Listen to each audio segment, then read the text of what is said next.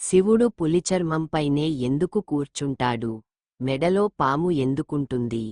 త్రిమూర్తులలో శివుడు ఒకడు. అన్నింటిని తనలో లయం చేసుకుంటాడు కాబట్టే లయకారుడు అంటారు. చేతిలో డమరుకం మొదలు ధరించే పులిచర్మం వరకు ప్రతిదాని వెనుక ఆంతర్యం ఉంటుందంటారు. ఇంతకీ పులిచర్మమే ఎందుకు ధరిస్తాడు? పరమేశ్వరుడు పులి చర్మంపై ధ్యాన ముగ్ధుడై కూర్చుంటాడు. అసలు సృష్టిలో ఇన్ని జంతువులు ఉండగా పులి చర్మంపైనే ఎందుకు?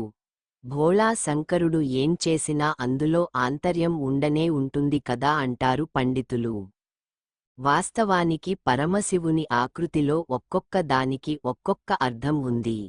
శివుని త్రిశూలం సత్వ, రజ, తమో గుణాలకు ప్రతీక డమరుకం శబ్దం బ్రహ్మ స్వరూపం.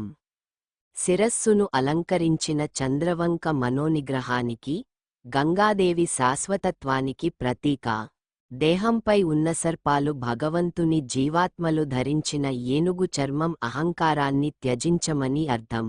మృగవాంఛకు దూరంగా ఉండమని చెబుతూ పులిచర్మంపై కూర్చుంటాడు.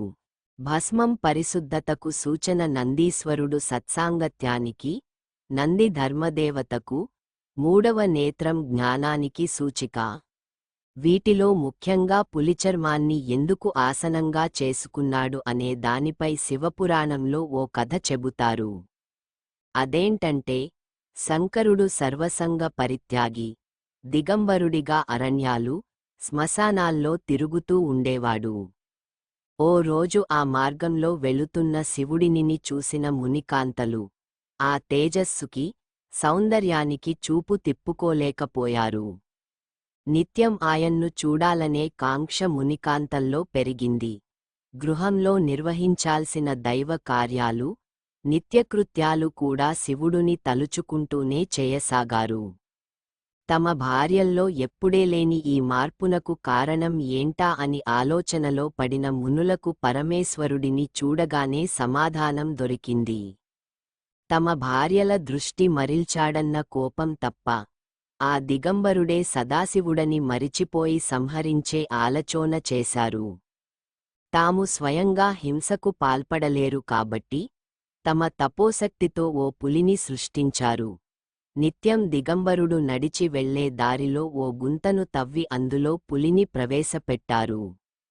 స్వామి ఆ గుంత వరకు రాగానే తాము సృష్టించిన పులిని ఉపిగొల్పారు.